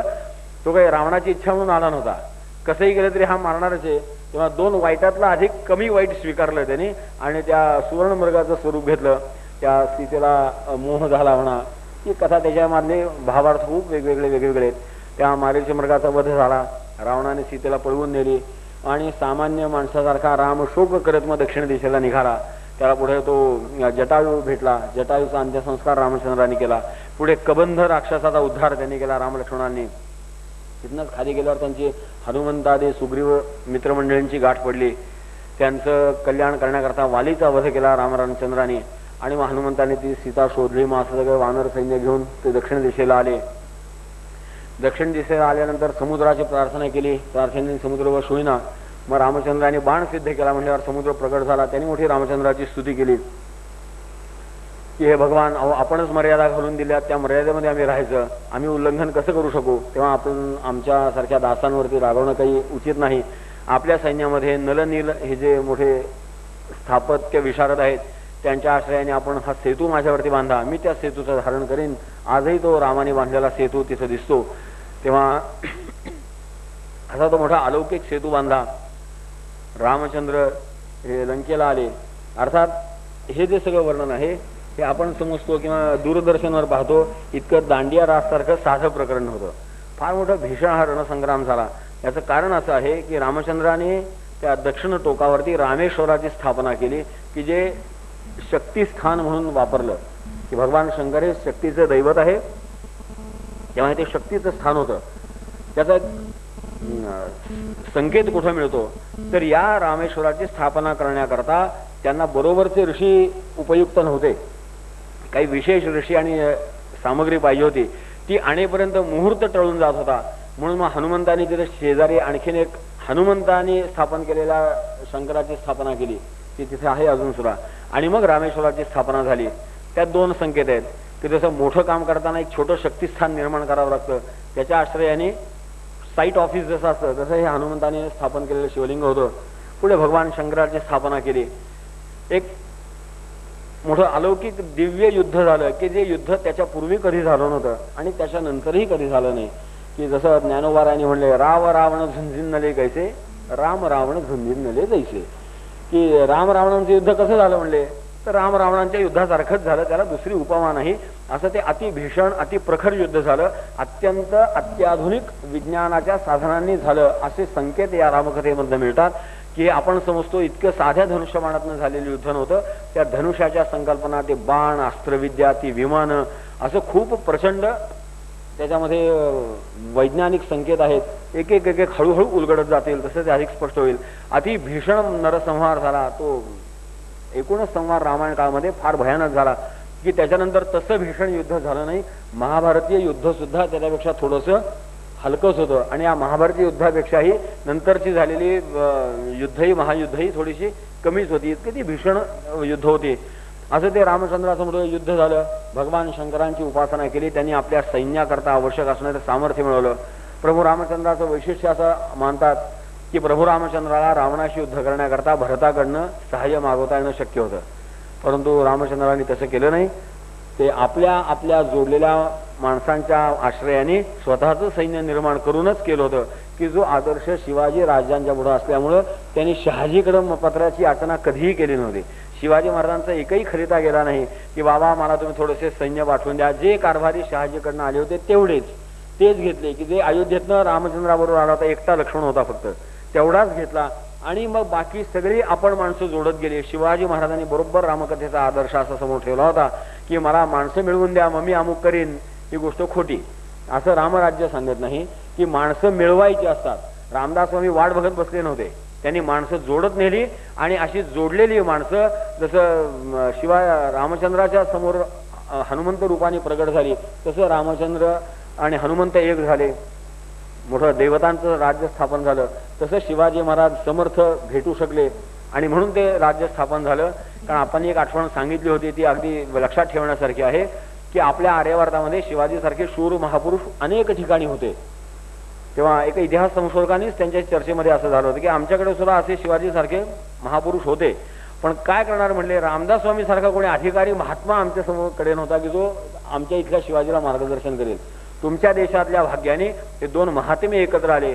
क्षात्र धर्म आणि ब्राह्म धर्म ज्यावेळी एकत्र येतो त्यावेळी धर्माची पुन्हा संस्थापना होते की जे शिवाजी महाराजांचं राज्य हे रामचंद्रांच्या राज्यानंतर युधिष्ठिरानंतर आदर्श नाव घ्यावं असं शिवाजी महाराजांचं राज्य होतं. ते आदर्श निर्माण झालं कारण हे दोन धर्म एकोप्याने नांदले. पुढे आपण त्याचा एकदा विचार केला होता की हे पुन्हा वर्णभेद का निर्माण केले वगैरे. असं हे प्रभू रामचंद्राने आपल्या कौशल्याने सगळं हे सेना संभार जोडलेला होता. हे मोठं काम अलौकिक होतं. असे ते सगळे वानर दल घेऊन हा प्रभू रामचंद्र त्या सेतूच्या आश्रयाने लंकेमध्ये त्या लंका बेटावरती आला. हनुमंताला सगळं माहित होतं, तो एकदा जाऊन आला होता कुठं काय कुठं काय कुठं काय. त्यामुळे त्याच्या आश्रयाने मोठी सुंदर व्यूहरचना केली. हनुमंताने आक्रमण केलं ते खालनं दक्षिण दिशेकडनं केलं. म्हणजे त्याने आपली तुकडी घेऊन आणखीन खाली गेला होता. काही त्यातल्या अभ्यासकांनी मोठं ते युद्धाचं वर्णनही खूप छान दिलं, म्हणजे नकाशे काढून दिले की ते हनुमंत तोता वगैरे आजही ते श्रीलंकेमध्ये बंदर आहेत की हनुमंताने आक्रमण कुठनं केलं, अंगदाने कुठनं केलं, सुग्रीवाने कुठं केलं. तर अंगद हे असं मोठं विलक्षण व्यक्तिमत्व आहे. आपण असं म्हणतो की ते नामदेव पूर्व त्या काळामध्ये अंगद होते.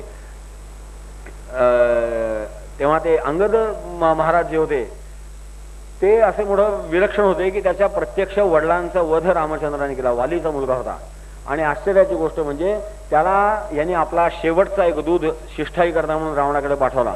मोठं या माणसांचं तेज लक्षात घेण्यासारखं असतं की रामचंद्रालाही पूर्ण विश्वास होता अंगद काय आहे, आणि म्हणून त्यांनी अंगदालाच पाठवला. रावणाने बुद्धिभेद करायचा किती प्रयत्न केला तर रामायणामध्ये असं वर्णन आहे की रावण त्या अंगदाला सांगतो की अरे कुठं त्या रामाच्या नादी लागलास वेड्या, तुझ्या वडिलांचा त्यांनी खून केलाय, तेव्हा आपण दोघं एक होऊ आणि बघू मग मग काय रामाचं बघू काय करायचं, तू वरचं राज्य घे, मी माझ्या राज्यामध्ये सुखाने राहतो. इथपर्यंत रावण जाऊन पोचला होता. अंगद त्याच्या निष्ठेवरती स्थिर होता. कसं या माणसं जोडली कशी होती या रामचंद्राने, असं मोठं अलौकिक चरित्र आहे ते की त्याच्या वडिलांचा वध केला तरी सुद्धा तो कसा न्याय होता हे त्या अंगदाला सुद्धा पटलेलं होतं. अंगद युवराज होता त्या वानर सैन्याचा आणि रामाचा परमभक्त होता. तो इतका एकनिष्ठ होता की त्याने रावणाची ही ऑफर त्यांनी मानली नाही. तो म्हणला माझा बुद्धिभेद करायचा प्रयत्न करू नकोस, तुझ्यात एवढी हिंमत असेल तर माझा पाय हलवून दाखव. माझा जर तू पाय हलवू शकलास तर रामचंद्र तुझं राज्य तुला परत देतील, असा मी रामचंद्राच्या व्यक्तीने शब्द देतो. असं त्याची कधी श्रद्धा होती. असं मोठं एक अलौकिक चरित्र एकेका व्यक्तिमत्वाचं त्या रामायण काळामध्ये आहे. खूप सविस्तर त्याचा अभ्यास करावा तेव्हा ते थोडंच प्रकरण आहे. मध्ये पुढे अंगदाची शिष्टाई नाकारली, मंदोरी दरीची सुद्धा शिष्टाई रावणाने नाकारली. युद्ध झालं, मोठं कराल युद्ध झालं. निकुंभ कुंभ धूम्राक्ष द्रुमक सुरांतक नरांतक प्रहस्त अतिकाय विकंपन मेघनाथ असे एकापेक्षा एक मोठे पराक्रमी रावणाची मुलं होती. सगळी मारली गेली. कुंभकर्णही मारला गेला. आणि रामाबरोबर कोण होते म्हणले ते एक लक्ष्मण भक्त होता आणि बाकी सुग्रीव हनुमान गंधमादन नील अंगद जामवान पनस की मिळालं तर हत्यार नाही तर धोंडासुरा चालेल अशी हे वानर दळ होतं यांचं. पण असा मोठा घोर युद्ध झालं. रावण शेवटी बाहेर आला. त्याचा तो दिव्य रथ पाहून इंद्राने आपला सारथी मातली पाठवला आणि मातलीच्या आश्रयाने रामचंद्र त्या रथावरती गेले. तत्पूर्वी अगस्त्य ऋषींनी त्यांना ते सूर्यमंडलाचा एक उपदेश केला होता. सूर्य कवच सांगितलं. ते मोठं एक अद्भुत विज्ञान रहस्य असलेलं आहे की रावणाकडं हेलिकॉप्टर सारखं एक विद्या होती की त्याची विमानं उडायची, त्याला धावपट्टी लागत नव्हती, ती अशी जागेवरती उडायची. मोराच्या आकाराची होती असं वर्णन आहे. ती जागेवरती उडायची. त्यामुळे त्याची अंतरिक्षामध्ये एक योजना फार चांगली होती लंकेच्या संरक्षणाची. जशी पुढे त्या भौमासुराच्या प्रकरणामध्ये की अंतरिक्षामध्ये सुद्धा योजना कशी असते, अजून आपलं विज्ञान तिथपर्यंत जाऊन पोहोचलं नाही. आपण जलातनं आणि भूमीवरचं संरक्षण करू शकतो, अंतरिक्षातनंही संरक्षण करण्याची रामायण काळामध्ये योजना होती. तिचं रहस्य या अगस्त्य ऋषींच्याकडनं सांगितलं. रामाने मग त्याचा वेध घेतला. रावणाला पराभव केला. मोठा लंकावासियांना शोक झाला. आणि असं रावणाचं 14 चौकड्याचं राज्य मिळालेलं असलं तरी सुद्धा प्रभू रामचंद्र रावणाच्या नगरीमध्ये सुद्धा पाय त्याने ठेवला नाही. कारण वडिलांचा शब्द होता की वनवात राहीन, नगरात जाणार नाही. रामचंद्र रणभूमीवरनं नगरात गेले नाहीत. त्यांनी लक्ष्मणाला पाठवलं, विभीषणाला राज्याभिषेक केला. आपल्या पायाशी चालत आलेलं राज्य रामचंद्रांनी सोडून दिलं. रावण हा एकमात्र सत्ताधीश होता. एक त्याला दुसरं फक्त उत्तर दिलं होतं त्या वालीमुळे उत्तर भारत फक्त राहिला होता. वालीला एक रावण फक्त घाबरायचा. त्यांनी पराभव वालीने त्याचा केला होता. म्हणून बाकी सगळी पृथ्वी रावणाची असली तरी सुद्धा रामचंद्राने त्याचा मोह धरला नाही. ते वंश विभीषण असं त्याच्यामध्ये आहे. सप्तैते चिरजीवन हा त्याला राज्यावरती बसवलं. परत आल्यानंतर हनुमंताला पुढे पाठवला की न जाणो 14 वर्ष राज्य सांभाळलंय. भरताच्या मनामध्ये थोडी अभिलाषा आहे का की आता राज्य आपल्यालाच मिळावं, असे असेल तर आपण दुसरी काही व्यवस्था करू. अशा हेतूने मारुतीला ब्राह्मण वेश घेऊन पुढे पाठवलं. पण मारुतीला चित्र मोठं विपरीत दिसलं की भरत अयोध्येमध्ये नव्हताच. त्या शेजारी नंदीग्राम म्हणून एक छोटं खेड होतं, तिथं त्यांनी राजधानी केली. स्वतः तापसी वेशात राहिला होता. ते भरत महाराजांचं चरित्र मोठं रामभक्त थोडा अलौकिक रामभक्त होते की त्याच्याकडे कैकेयीचा मुलगा म्हणून पाहण्यापेक्षा रामचंद्राचा धाकटा भाऊ मोठा भक्त अशा भावनेने पाहावं. तुलसीदासाने त्याच्या भक्तीचं मोठं सुरेख वर्णन केलंय. असा मोठा अधिकारी तो रामचंद्राचा भक्त होता. आणि मग त्याने ती बातमी आणली की नाही भरत महाराज तर आतुर झालेत, मला उशीर झाला असता तर त्याने देह समर्पण करण्याची तयारी ठेवली होती. असं ते सगळं वर्णन ऐकल्यानंतर रामचंद्र त्या पुष्पक विमानामध्ये बसले. विरेजे भगवान राजन ग्रहिश्चंद्र इबोदिता, की असं सुंदर नक्षत्रगणांसह चंद्र जसा आल्हाददायक दिसतो तसं प्रभू रामचंद्राचं ते स्वरूप दिसत होतं. पुष्पक विमानातनं ते त्या आपल्या नगरीला आले. अभिषंचत यथैव इंद्रम चतुसिंधू जलादिभी, आणि मग या सगळ्या ऋषीमुनींनी प्रभू रामचंद्राचा चारही समुद्राचं पाणी आणून सगळ्या सप्त नद्यांचं पाणी आणलं आणि मोठा सुंदर राज्याभिषेक केला. प्रेतायाम वर्तमानायाम काल कृतसमोभवत रामे राजने धर्मज्ञो सर्वभूत सुखावहे. आणि रामराज्याचं एका श्लोकाच्या अर्ध्या चरणामध्ये फार मोठं प्रभावी वर्णन भागवतकार करतात की कृतसमो अभवत. हे रामराज्य कसं होतं, कृतयुगामध्ये जसं राज्य होतं तसं. कृतयुगात राज्य कसं होतं तर कृतयुगात राज्यच नव्हतं. न राज्य नैव राजासी न दंड्यो न च दांडिका धर्मेणैव प्रजा सर्वे रक्षन्ति स्म परस्परम. की कृतयुगामध्ये असं राज्य होतं की जिथं राजा राजा म्हणून आवश्यकच नव्हता, तिथं प्रत्येक प्रजाजन प्रत्येक नागरिक हा अत्यंत सुसंस्कृत धर्मनिष्ठ असल्यामुळे आपल्या धर्माचंच पालन करत होता. त्यामुळे प्रत्येक 100% धर्मनिष्ठ असल्यामुळे अधर्म होऊच शकत नव्हता. अधर्मच नाही तर दंड करणारा कोण, ज्याला दंड करावा असा नाहीच, कुठं चूक व्हायचीच नाही, मग चुकीची दुरुस्त त्याचं शासन करायला राजाची गरज काय. असं जे राजा नसलेलं राज्य होतं की जे आजही आदर्श आहे की ही अवस्था असू शकते अशी धारणाही अजून आधुनिक विचारवंतांच्या मध्ये नाही. असं आपल्या राष्ट्रामध्ये जवळजवळ 17 लाख वर्ष असं राज्य होतं कृतयुगाचं.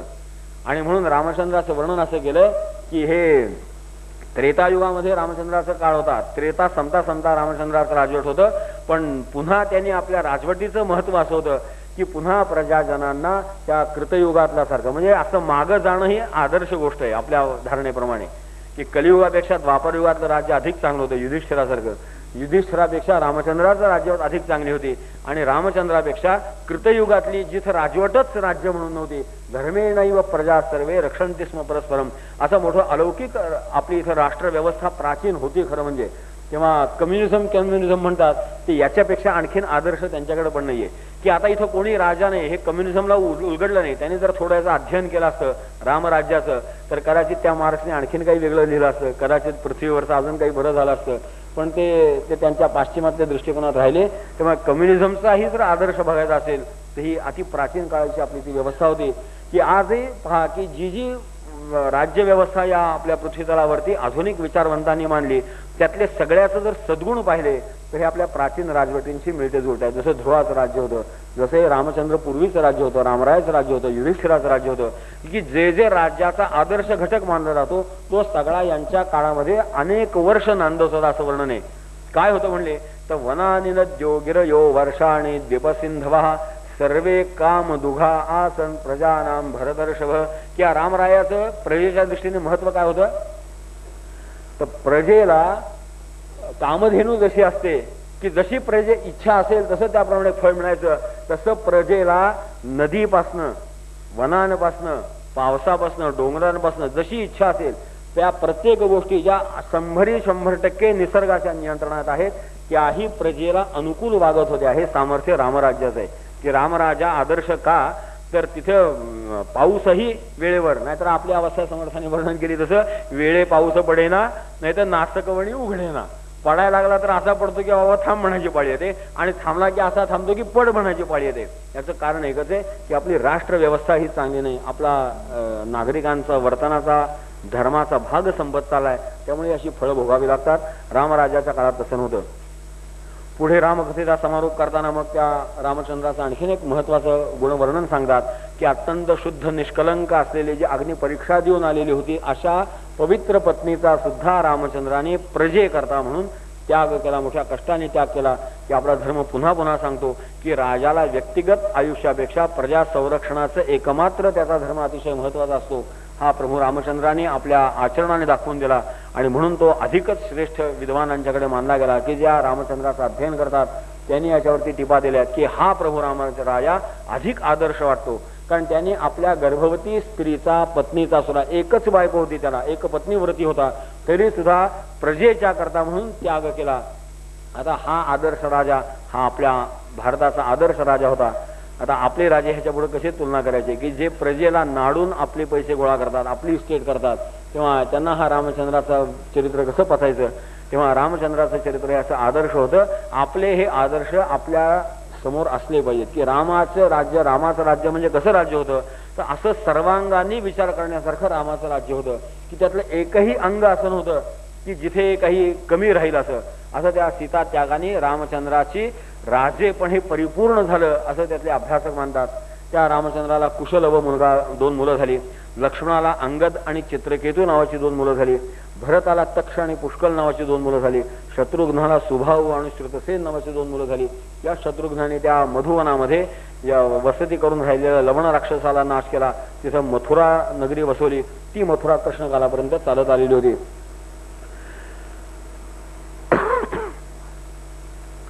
तेव्हा असं मोठं सुंदर वर्णन या रामकथेचं थोडक्यामध्ये शुकाचार्याने केलं आणि म्हणले कोसला असते स्थानम यत्र गच्छन्ति योगिनः.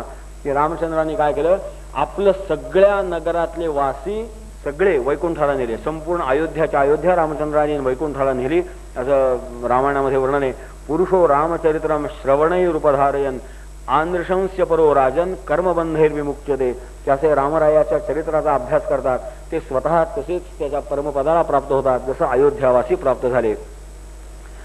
तेव्हा या रामचंद्राच्या वंशाचं वर्णन पुढे शुकाचार्याने केलं. खूप सविस्तर यादी आहे, परंतु रामचंद्राच्या वंशाची नावं घेण्याची प्रथा आहे, आपण ती नुसती ऐकू.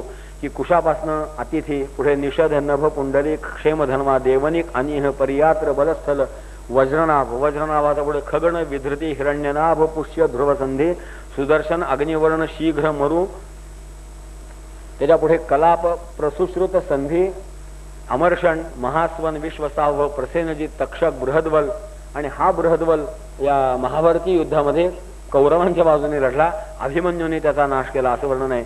अर्थात काही ठिकाणी पुन्हा हे जी पुढची वर्णन आहेत नावं त्याच्यानंतर हा बृहद्वल सांगितलं आहे. थोडे पाठभेद असू शकतील, कारण हे चरित्र चाललंय ते 8 लाख वर्षापूर्वीचं आपण चरित्र ऐकतोय, तेव्हा हे थोडंसं मागपुढ होणं सहज शक्य आहे. तेव्हा त्याच्यापासून पुढं बृहद्रण, उरुक्रिय, वत्सवृद्ध, प्रतिव्योम, भानु, दिवाक, सहदेव, बृहदश्व, भानुमान, प्रतीकाश्व, सुप्रतीक, मरुदेव, सुनक्षत्र, पुष्कर, अंतरिक्ष, सुतपा, अमित्रजित, बृहद्राज, बर्हि, कृतंजय, रणंजय, संजय, शाक्य, शुद्धोद, लालंग, प्रसेनजित, क्षुद्र, रणक, सुरथ आणि सुमित्र असे वंश सांगितले. आणि पुढे हा सूर्यवंश थांबेल असं सांगितलं, कारण पुढचा काल हा सूर्यवंशीय राजांना धारण करण्याला योग्य नाही असं मानून हा वंश इथे थांबेल असं परीक्षित राजाने सांगितलं. आणि मग इथं ते वाद आहेत. काही लोकांचं म्हणणं महाभारतीय काळापर्यंतच सूर्यवंश थांबला, पुढे चंद्रवंश सुरू झाला, तोही भगवंतानी त्याचं सगळं ते बघून कलियुगाच्या प्रारंभालाच त्यालाही थांबवलं होतं. कथाभाग पुढे येईल म्हणले.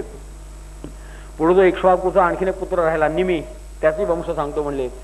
तेव्हा तो एक दिवस वसिष्ठ ऋषींना आपल्या यज्ञामध्ये निमंत्रण द्यायला गेला. तेव्हा वसिष्ठ म्हणले की हे राजा, इंद्राने मला बोलवले म्हणले. तेव्हा मी त्याला आधी होय म्हणलो, मी त्याच्याकडे जाऊन येतो, तोपर्यंत थांब. आणि वसिष्ठ निघून गेले. हा म्हणला आयुष्य म्हणला क्षणभंगुरे, कधी मनुष्याचं आयुष्य संपेल माहीत नाही, तेव्हा आपण यज्ञ तर चालू करू आणि असं धर्मकृत्याला असं विलंब करणं उचित नाही म्हणून त्याने दुसरे ऋतुज बोलवले, यज्ञ चालू केला. वसिष्ठांना त्याचा राग आला. अर्थात तो राग आला की त्यांनी कृपा केली माहीत नाही, ते त्यांनी त्याला देहबुद्धीतनं सोडला असं, त्याला तुझा शरीरपात होऊन जाऊ दे म्हणून सांगितलं. तेव्हा निमीने ते मान्य केलं. निमीने मान्य केलं. तो शाप दिल्यापासून निमी म्हणला तुमचंही शरीर सुटू दे म्हणला. वसिष्ठालाही शरीर सोडावं लागलं. पुढं त्याने मित्रावरुणापासून उर्वशीच्या गर्भातनं पुन्हा जन्म घेतला असं कथा सांगते. तेव्हा हा निमीचं शरीर सुटल्यानंतर पुन्हा त्याचं सामर्थ्य बघून प्रजाजनांनी प्रार्थना केली की निमी राजा मिळावा. पण निमी म्हणला आता मला पुन्हा देहबुद्धी नको. तसेच चुकते निमी प्राह माभून मे देहबंधनम, की मला आता देहाचं बंधन नको, मी बरे सद्गुरूच्या कृपेने मुक्त झालो, मला मुक्तच राहू दे. आणि मग त्याचं संकेतही वर्णन खूप आहेत की आपली जी पापणी लवते त्या काळाला निमी असं म्हणतात, निमिष म्हणतात. की तो राजा प्रजाहितदक्ष एवढा होता की तेवढाच तो झोपायचा म्हणे, तेवढाच झोपायचा, बाकी त्याचं सर्व काळ या प्रजेच्या संरक्षणाकरता चालतं. कोणी म्हणायचं ते त्याला स्थान दिले म्हणून त्याला निमिष म्हणायचं, असं त्याच्यामध्ये काही हे शेवटी उदाहरण दिलेलं असतं. एक रूपक आहे, त्याचा अर्थ कोणी कसा करावा आहे प्रत्येकाच्या बुद्धिवैभवाचा भाग आहे, असं त्या निमीचं वर्णन केलं. त्याच्यापासून पुढे जनक झाले. ते या निमीसारखेच, निमी हा देह नव्हता त्याला, म्हणून ते वैदेह म्हणून नाव त्यांचं प्राप्त झालं, किंवा त्या निमीच्या शरीरापासून मंथनाने निर्माण केलं म्हणून त्यांचं नाव मिथिल पडलं म्हणले. असा हे मैथिले किंवा वैदेह हा जनक राजा झाला. ती जनक परंपरा सांगितली की त्याचा पहिला जो जनक होता त्याचं नाव उदावसु होतं. पुढे नंदीवर्धन, सुकेतू, देवराज, भरद्रथ, महावीर, सुधृती, धृष्टकेतू, हर्यश्व, मरु, प्रतीपक, कृतिरथ, देवमीढ, विश्रुत, महाधृती, पुढे कृतिरात, महारोमा, स्वर्णरोमा, ही मुलामुलांची नावं सांगतो मी. त्या स्वर्णरोमाचा ह्रस्वरोमा, त्या ह्रस्वरोमाचा शिरध्वज, याच्या काळामध्ये ती सीता सापडली, की त्याच्या नांगराला ती भूमिकन्या सीता सापडली. तो हा शिरध्वज नावाचा जनक होता. पुढे त्याच्यापासून कुशध्वज, कृतध्वज, धर्मध्वज, मितध्वज, केशध्वज, खांडिक्य, महारुमान, शतद्युम्न, शुची, सनध्वज, ऊर्ध्वकेतू, अजपुरुजित, अरिष्टनेमी, श्रुतायु, सुपार्श्वक, चित्ररथ, क्षेमधिका, समरथ, सत्यरथ, उपगुरु, उपगुप्त, ववस्वंत, युयुध, सुभाषण, जय विजय, ऋत, शुनक, वीतहव्य, धृती, वहलाश्व, कृती आणि महावशी, असा हा मोठा सविस्तर वंश झाला. पुढे अधिकारी महात्मे होते, त्यांची नावं निदान कानावर पडावीत. सगळ्या कथाभाग चरित्रामध्ये आपल्या उपलब्ध वेळेमध्ये शक्य नाही, म्हणून आपण नुसत्या नावाचा उल्लेख केला. तेव्हा शुकाचार्य सांगतात, एते वै मैथिला राजनात्मविद्या विशारदाः योगेश्वर प्रसादेन द्वंद्वैर मुक्ता गृहेष्वपी. की हे राजा, ही नुसती नामावळी कंटाळवाणी मानू नकोस, की हा प्रत्येक मैथिलेय, प्रत्येक जनक राजा हा मोठा विदेही होता. त्यामुळे आपल्या इथे विदेही जनक एकच नामाभिधान पडला. अशी एवढी सविस्तर यादी आहे. ही सगळी भगवंताच्या परमपदाला प्राप्त करून घेतली. योगेश्वर प्रसादेन द्वंद्वैर मुक्ता गृहेष्वपी. या कथेबरोबर या 13व्या अध्यायापर्यंतचा कथाभाग सूर्यवंशाचं वर्णनाचा परीक्षित राजाला शुकाचार्यांनी सांगितला. पुढे चंद्रवंशाचं वर्णन सांगतील. तो कथाभाग उद्या येईल आणि परवापासून भगवंताच्या दशमस्कंधाच्या बाललीलांचं वर्णन आपण ऐकणार आहोत.